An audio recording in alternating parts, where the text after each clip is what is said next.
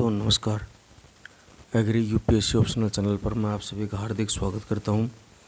दोस्तों आज हम पढ़ेंगे factors affecting herbicide activity and selectivity. दोस्तों आपने मेरे पिछले वीडियोस देखे होंगे तो एक्टिविटी और सिलेक्टिविटी में क्या डिफरेंस होता है मैंने बड़े अच्छे तरीके से आप लोगों को समझाया था। तो फैक्टर्स क्या क्या अफेक्ट करेंगे। सबसे पहले है जी टाइम, किस टाइम पे आप स्प्रे कर रहे हैं हर्बिसाइड्स का। मीन्स एक तो क्रॉप मैच्योर स्टेज पे है, एक अर्ली स्टेज पे है। तो छोटी स्टेज पे होगी फसल तो उसका असर हर्बिसाइड्स का ज़्यादा होगा, मैच्योर होने प्लांट होने पे असर कम होगा। फिर है जी फॉर्मुलेशन। फॉर्मुलेशन का मीन्स है कि डोज, आपने कितनी डोज ली है उसकी वो भी तो फ़र्क डालेगी ना। एक्टिविटी और सिलेक्टिविटी, आपने डोज ज़्यादा डाल दी तो कोई डिस्टिंग्विश नहीं करेगी कि इकोनॉमिक प्लांट कौन सा है और किल करने वाला प्लांट कौन सा है, उनमें से डिस्टिंग्विश नहीं कर पाएगी किसी को। फिर है जी मेथड, आप किस मेथड से स्प्रे कर रहे हैं। कि मान लो एक तो आप स्प्रे मशीन से कर रहे हैं या डक्टेड माउंटेड स्प्रे पंप है आप उससे स्प्रे कर रहे हैं या आप छिड़काव ब्रॉडकास्टिंग कर रहे हैं, तो उस तरह इनका फ़र्क पड़ेगा। फिर है जी रेट ऑफ एप्लीकेशन, कि कितने रेट पे आप एप्लीकेशन मीन्स आप फ्रीक्वेंसी कितनी है, उस टाइम कितने टाइम इंटरवल के दौरान आप दूसरा स्प्रे कर रहे हैं और किस फ्रीक्वेंसी से आप लगातार स्प्रे कर रहे हैं या डबलिंग भी हो रही है क्या एक टाइम स्प्रे करते टाइम, ये भी फैक्टर अफेक्ट करेगा जी। फिर दूसरा जी प्लांट की मॉर्फोलॉजी। प्लांट की मॉर्फोलॉजी कैसी है, उसकी ब्रॉड लीफ है, उसकी नैरो लीफ है। नैरो लीफ है और यदि आप मोटी ड्रॉपलेट्स से स्प्रे कर रहे हैं तो उस प्लांट के बचने के हर्बिसाइड के एक्शन के द्वारा मारे जाने के चांसेस कम हो जाते हैं। तो प्लांट की मॉर्फोलॉजी है ना उसका भी इफेक्ट पड़ता है। फिर है जी कल्टीवेशन प्रैक्टिसेस, कि कल्टीवेशन प्रैक्टिसेस कैसी है हमारी, कि नैरो प्लांटेड है मतलब मीन्स स्पेस प्लांटेड है या नैरो प्लांटेड है, तो उस तरह कल्टीवेशन प्रैक्टिसेस क्या क्या है हमारी, कि किस टाइम हम स्प्रे कर रहे हैं और किस स्टेज पे हम स्प्रे कर रहे हैं। फिर है जी एब्जॉर्प्शन, कि प्लांट की कैपेबिलिटी कितनी है कि वो एब्जॉर्ब कितना कर रहा है जो आपने हर्बिसाइड्स डाले। यदि मान लो आपने हर्बिसाइड का स्प्रे किया उसके बाद आ गई बारिश, तो बारिश आ गई तो वो हर्बिसाइड किसी काम का नहीं रहा, क्योंकि वो जो अपने एब्जॉर्ब होता है तो वो एब्जॉर्ब नहीं होगा, वो नीचे चला जाएगा ज़मीन में और मिट्टी में जाके वो ख़राब हो जाएगा। फिर है जी ट्रांसलोकेशन। ट्रांसलोकेशन मीन्स कि हर्बिसाइड को एक्शन करना था तो एक्शन करने के लिए ट्रांसलोकेशन मीन्स प्लांट के अंदर जो मूवमेंट होती है उसको बोलते हैं हम ट्रांसलोकेशन। कि जो प्लांट के अंदर ट्रांसलोकेशन हो रहा है मतलब वो उसका हर्बिसाइड का अप एंड डाउन मूवमेंट होना उसको ट्रांसलोकेशन बोलते हैं हम। तो उसमें कितना हो पाया, यदि वो अच्छे तरीके से प्लांट के अंदर घूम रहा है और वो अच्छे तरीके से जा रहा है तो उसको जहाँ टारगेट करना है वो वहाँ एक्शन कर लेगा।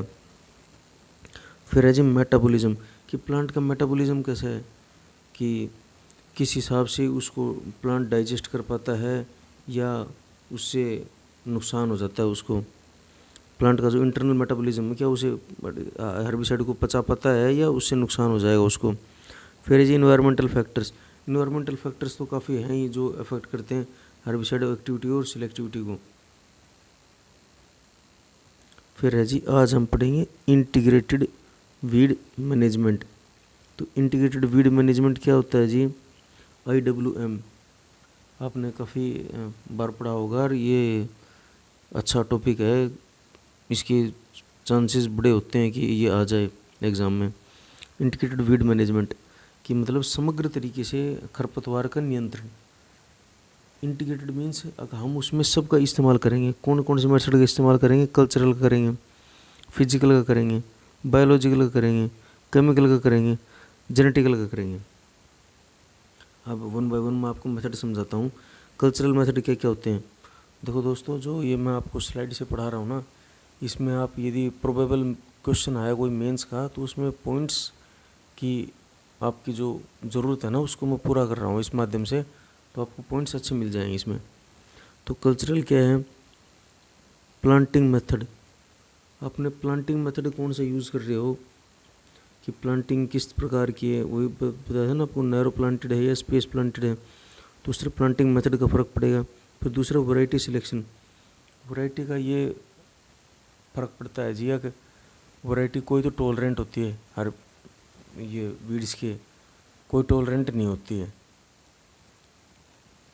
कोई वैरायटी तो जो वीड्स होते हैं ना, उनको एक्शन को भी थोड़ा बहुत कम कर देती है, और कई उसको वीड्स है ना वो सुप्रेस कर देते हैं उस क्रॉप को। कई वैरायटी ऐसी होती हैं। फिर जी प्लांटिंग डेंसिटी, यदि आपने स्पेस प्लांटेड की है क्रॉप तो वीड्स इमरजेंस ज़्यादा होगी। यदि नैरो प्लांटेशन की है आपने क्रॉप की तो वीड्स के लिए जगह कम बची, तो वीड्स की इमरजेंस कम होगी। फिर है जी इरिगेशन, इरिगेशन आप कितनी फ्रीक्वेंसी पे दे रहे हैं। यदि आपको क्रॉप को ज़रूरत है उस टाइम इरिगेशन कर रहे हैं तो वीड्स की इमरजेंस की प्रोबेबिलिटी बहुत कम हो जाएगी। यदि आप मतलब अनइवन इरिगेशन कर रहे हैं तो वीड्स को बेनिफिशियल रहेगी ये, और वीड्स की ग्रोथ अच्छी हो जाएगी। फिर है जी क्रॉपिंग सिस्टम, आप क्रॉपिंग सिस्टम कैसे फॉलो कर रहे हैं, मीन्स क्रॉपिंग पैटर्न और उसका मैनेजमेंट किस प्रकार से कर रहे हैं, तो इसका भी फ़र्क पड़ेगा। फिर दूसरा है जी फिजिकल, फिजिकल में है जी hand weeding. Hand weeding means आप अपने हाथ से वीड्स को पाड़ रहे हैं, उखाड़ रहे हैं। Hand hoeing, hand hoeing means हाथों से काटते हैं। फिर है जी मूविंग, मूविंग मीन्स उखाड़ देते हैं ऊपर ऊपर से। देखो हैंड वीडिंग मीन्स उखाड़ना, और मूविंग है ना, मूविंग का मीन्स उसके अप टू द मतलब सोइल का जो लेवल है उस लैंड के लेवल पे आप उसको कटिंग करना, मूविंग बोलते हैं उसे। और फिर है जी ड्रेडजिंग और मल्चिंग। मल्चिंग का आपको पता ही होगा कि किसी भी एक्सटर्नल मटेरियल की, प्लास्टिक भी हो सकता है, कई ऐसे सोचते हैं ना कि मल्चिंग शीट है तो प्लास्टिक, ज़रूरी नहीं है, नेचुरल भी हो सकता है वो। जैसे कोई लीव्स हैं, प्लांट्स हैं, ट्रीज़ हैं, तो नेचुरल मल्चिंग भी हो सकती है। ज़रूरी नहीं है कि हर बार ही आर्टिफिशियल हो मल्चिंग। तो मल्चिंग का मीन्स होता है कि कोई भी एक्सटर्नल, चाहे वो बायोलॉजिकल हो या नॉन बायोलॉजिकल हो, उस मटेरियल की ऊपर कवरिंग चढ़ा देना ज़मीन पे। फिर है जी बायोलॉजिकल, बायोलॉजिकल मीन्स इंसेक्ट्स को कंट्रोल करता है जाइगोग्रामा जी, और फंजाई को वाटर हायासिंथ। फिर है जी केमिकल, केमिकल मेथड्स कैसे होते हैं कि जो भी आपने वीड्स है, जैसे पेंटामिथिलिन है, ब्यूटाक्लोर है, ये जो वीडिसाइड्स हैं, एलाक्लोर है, तो इन वीडिसाइड्स का स्प्रे करना। दूसरा है जी जेनेटिकल, जेनेटिकल मीन्स हम उस वैरायटी को इस प्रकार से डेवलप कर दें कि वीड्स की जो इफ़ेक्ट होगा वीड्स का उस वैरायटी पे, तो वो अपने आप ही ऑटोमेटिकली कम हो जाए और वो उस वीड प्लांट को सुप्रेस करने की शक्ति हो उसमें। फिर जी अब हम पढ़ेंगे advantages of integrated weed management. Advantages क्या क्या हैं जी। All types of weeds can be controlled, कि लगभग, लगभग नहीं मतलब मैक्सिमम। इंटीग्रेटेड मीन्स हमने केमिकल भी हो गए, जेनेटिकल हो गए, तो सब तरह की वीड्स है ना उनको हम अच्छे से कंट्रोल कर सकते हैं। फिर है जी प्रिवेंट यील्ड रिडक्शन, कि जो यील्ड मतलब जो पैदावार होनी थी उसमें जो रिडक्शन होनी थी, पैदावार यदि वीड्स ज़्यादा हो जाएंगे फील्ड में तो हमारी इकोनॉमिक क्रॉप है वो कम होगी, तो यील्ड रिडक्शन होगा। पर यदि हम वीड्स को अच्छी तरह से कंट्रोल कर पाएंगे तो हमारी यील्ड रिडक्शन नहीं होगी, मतलब हमारी क्रॉप अच्छी होगी और वीड्स की संख्या कम होगी। फिर है जी प्रिवेंशन ऑफ रेजिस्टेंट वीड। देखो यदि हम बार बार केमिकल मेथड पे जाएंगे तो बायोलॉजिकल मेथड ऐसा है कि अप्रोप्रिएट नहीं है, क्योंकि मैक्सिमम इसको टाइम ज़्यादा लगता है, ऊपर से ये हर वीड को मारने के लिए कामयाब मेथड नहीं है। तो यदि हम केमिकल मेथड पे जाते हैं, तो यदि हम एक ही हर्बिसाइड का बार बार स्प्रे करते हैं तो उन वीड में, उस क्षेत्र में, रीजन में वीड्स में रेजिस्टेंस डेवलप हो जाएगी, और आगे आगे हमें दूसरा साल्ट को तैयार करना पड़ेगा साइंटिस्ट को, नहीं फिर उससे रेजिस्टेंस की डेवलप हो जाएगी, और वो रेजिस्टेंस क्रॉप में भी आ सकती है और जगह भी फैल सकती है, तो इससे म्यूटेशन के चांसेस वगैरह बढ़ जाते हैं। फिर है जी इकोलॉजिकली साउंड मेथड है। इकोलॉजिकली साउंड मेथड कैसे है, क्योंकि इससे वीड से जो होने वाला नुकसान है, वीड्स को एक ख़त्म कर रहे हैं हम, और बाकी क्रॉप प्लांट्स को कम कर रहे हैं, मतलब नुकसान नहीं पहुंचा रहे, तो वीड की जो पॉपुलेशन है वही कम हो रही है। And environment friendly, environment friendly means integrated यदि हम करते हैं, हमें जितना चाहिए, कभी हमने इंसेक्टिसाइड का मतलब मीन्स हर्बिसाइड्स का इस्तेमाल किया, कभी हमने बायोलॉजिकल मेथड किया, कभी हमने फिजिकल मेथड किया, कभी हमने जेनेटिकल मेथड अप्लाई किया। तो इस तरह ये एनवायरनमेंट फ्रेंडली भी रहता है और इकोलॉजिकली भी साउंड रहता है। फिर जी इकोनॉमिकली फिजिबल, क्योंकि देखो केमिकल जो मेथड है वो बड़ा महंगा पड़ता है, बायोलॉजिकल है, फिजिकल है, इन सब का कॉम्बिनेशन करके हम करें तो ये इकोनॉमिकली फिजिबल पड़ता है एक फार्मर के लिए। फिर ऐसे रिड्यूस्ड यूज़ ऑफ हर्बिसाइड, कि जो हर्बिसाइड्स हैं उनका इस्तेमाल लगातार इससे कम हो जाएगा। फिर दोस्तों आज है और पढ़ेंगे प्रिंसिपल्स ऑफ वीड कंट्रोल, कि वीड को कंट्रोल करने के क्या क्या प्रिंसिपल होते हैं। पहला है जी प्रिवेंशन, फिर है जी इरेडिकेशन, तीसरा है कंट्रोल। प्रिवेंशन मीन्स ये हमारा फील्ड है, इस फील्ड में हम एमरजेंस ही ना होने दें। एमरजेंस किसकी ना होने दें? हम वीड्स की। इस फील्ड में वीड की एमरजेंसी ना होने दें, तो इसको हम बोलते हैं प्रिवेंशन। फिर है जी इरेडिकेशन। इरेडिकेशन मीन्स ये हमारा फील्ड है, इसमें वीड्स हैं तो हमने इरेडिकेट कर दिया, मीन्स अब यहाँ इस फील्ड में कहीं भी कोई भी वीड नहीं रहा, सारे वीड ख़त्म कर दिए हमने। फिर तीसरा है कंट्रोल। कंट्रोल मीन्स कि वीड तो हैं पर उनकी जो पॉपुलेशन है ना वो हमने कंट्रोल कर रखी है, वो इकोनॉमिकली थ्रेशोल्ड लेवल है ना उससे कम है। फिर है जी जो बायोलॉजिकल एजेंट्स हैं जिनको हम इस्तेमाल करते हैं, जो हमारे जो फार्मर्स के लिए हार्मफुल इंसेक्ट पेस्ट हैं उनको कंट्रोल करने के लिए, उनको मारने के लिए जो इस्तेमाल करते हैं बायोलॉजिकल एजेंट्स, तो उनके लिए क्या क्या क्राइटेरिया होना चाहिए। पहला है जी होस्ट स्पेसिफिक, कि आपने जिस होस्ट को मारने के लिए आप उसे इंट्रोड्यूस करने की सोच रहे हैं तो उसी का स्पेसिफिक हो, कि ऐसा ना हो कि उसको तो आप जो होस्ट को मारने के लिए लेके आए थे उसको वो उसको तो ना मारे और दूसरे जो कोई बेनिफिशियल हो या कोई और इंसेक्ट पेस्ट हो उसको मारने लग जाए। तो प्रेडेटर है जो वो होस्ट स्पेसिफिक होना चाहिए।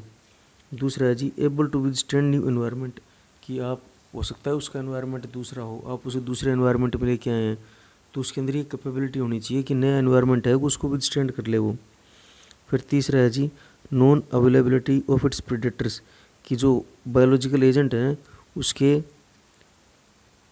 प्रेडेटर नहीं होने चाहिए उस लोकेलिटी में। यदि उस लोकेलिटी में उसके प्रेडेटर हैं तो वो उसे मार देंगे, तो ये भी क्राइटेरिया होना चाहिए होता है। फिर है जी हाई मोबिलिटी। मोबिलिटी मीन्स वो एक जगह से दूसरी जगह फटाफट घूम सके, अच्छी तरह घूम के जाए। फिर है जी फास्ट रिप्रोडक्शन, क्योंकि मान लो वो थोड़े रहे तो अच्छी तरीके से होस्ट को कम नहीं कर पाएंगे, वो उनके रिप्रोडक्शन अच्छा जल्दी होगा तो वो अच्छे से रिप्रोड्यूस होंगे और उनकी पॉपुलेशन बढ़ जाएगी और होस्ट को अच्छे तरीके से कंट्रोल में वो कर देंगे। फिर है जी आज हम पढ़ेंगे characteristics of dryland farming. Characteristics क्या क्या जी? सोल डिपेंडेंस ऑन रेनफॉल, क्योंकि रेनफॉल जो ड्राईलैंड फार्मिंग जहाँ होती है ना वो पूरी मैक्सिमम क्या लगभग ही मैक्सिमम ही रेनफॉल पे डिपेंडेंसी होती है वहाँ के फार्मर्स की। फिर क्या है जी लो सोइल मॉइस्चर, कि मिट्टी में जो नमी है ना वहाँ पे बहुत कम होगी। फिर है जी less precipitation. Less precipitation means कि बारिश के जो मतलब बोलते हैं कि बारिश कितनी फ्रीक्वेंसी पे आती है वो भी कम होती है और कितनी अमाउंट में आती है वो भी कम होती है। फिर है जी फ्रीक्वेंट ड्रॉट, कि बार बार सूखा पड़ता है वहाँ उस जगह पे। फिर है जी फ्लक्चुएटिंग क्रॉप यील्ड, कि कभी तो बारिश हो गई जब क्रॉप को ज़रूरत थी उस समय तो यील्ड बढ़ गई, कभी नहीं हुई मतलब मैक्सिमम टाइम्स नहीं होती तो यील्ड घट जाती है। तो फ्लक्चुएटिंग मीन्स कि कभी बढ़ना कभी घटना इस तरह, तो फ्लक्चुएटिंग क्रॉप यील्ड होती रहती है उसमें। फिर है जी सब्सिस्टेंस फार्मिंग, क्योंकि देखो इरिगेशन फैसिलिटीज़ होती नहीं है रेनफेड उसमें, तो मैक्सिमम फार्मर्स हैं वो सब्सिस्टेंस ही करते हैं, मीन्स अपने जो पशु रख लिए उनसे दूध वगैरह घी वगैरह का काम चल जाता है और क्रॉप है उससे खुद की फूड की नीड्स पूरी हो जाती हैं और अपने जो एनिमल्स होते हैं उनकी नीड्स पूरी हो जाती है। अब देखो दोस्तों ये टॉपिक है ना ये एग्रीकल्चर ऑप्शनल वाले हैं उनके लिए भी ज़रूरी है, और जो यूपीएससी का प्री का एग्ज़ाम होता है, उसमें भी ये क्वेश्चन के आने के चांसेस हो जाते हैं कि माइटोसिस क्या है और मियोसिस क्या है। तो देखो जो ऑप्शनल वाले हैं उनके लिए तो मैंने पॉइंट्स बना दिए हैं, आप इन पॉइंट्सों को लिख लेना और कभी क्वेश्चन आता है तो आप लिखेंगे तो आपके अच्छे नंबर मिलेंगे, ऐसी मेरी आशा है आप लोगों से। माइटोसिस में क्या होगा जी, मेन क्या क्या डिफरेंस है इसमें। माइटोसिस में होगा वन सेल डिवीज़न, कि सेल डिवीज़न एक ही बार होगा। फिर कहाँ होता है जी mitosis, takes place in somatic cell, कि जो सोमेटिक सेल्स होती है ना उनके अंदर होता है ये। फिर occurs in sexually and asexually reproducing organisms, कि जो सेक्सुअली रिप्रोड्यूस हो रहे हैं, जो एसेक्सुअली रिप्रोड्यूस हो रहे हैं, उन दोनों ऑर्गेनिजम्स में होता है जी ये। फिर है जी DNA replicates once for one cell division, कि डीएनए रेप्लिकेशन मीन्स डीएनए की दूसरी कॉपी कब बनती है, एक ही बार होता है डीएनए रेप्लिकेट एक सेल डिवीज़न के लिए। फिर है जी chromosomes and cell divides only once, कि क्रोमोसोम और सेल है ना डिवाइड करेगा एक ही बार। फिर है जी नो सिनेप्सिस अकर, सिनेप्सिस इसमें नहीं होगा। फिर है जी chromosome number remains same, chromosome number है ना सेम रहता है इसमें। Genetic constitution of daughter cell is identical to parent cell, कि जेनेटिक कंस्टिट्यूशन मीन्स जो जीनोटाइप होगा डॉटर सेल का वो पेरेंट सेल के आइडेंटिकल मीन्स उसके सेम रहता है ये। फिर है जी मियोसिस, मियोसिस में क्या होगा जी टू सेल डिवीज़न, आपने माइटोसिस में देखा तो वन सेल डिवीज़न था, यहाँ टू सेल डिवीज़न है।